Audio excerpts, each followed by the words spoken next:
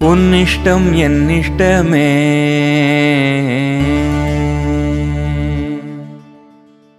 உன்னிஷ்டம் என்னிஷ்டமே என்று பகவான் பாடிய பாட்டின் பொருளை நன்குணர்ந்து எல்லோரும் பற்றி வாழ முடியுமோ?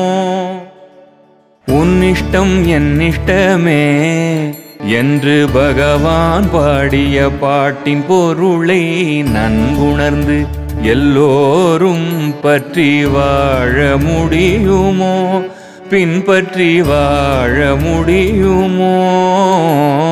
உன்னிஷ்டம் என்னிஷ்டமே ரமண பகவான் பாடிய பாட்டின் பொருளை எல்லோரும் பற்றி வாழ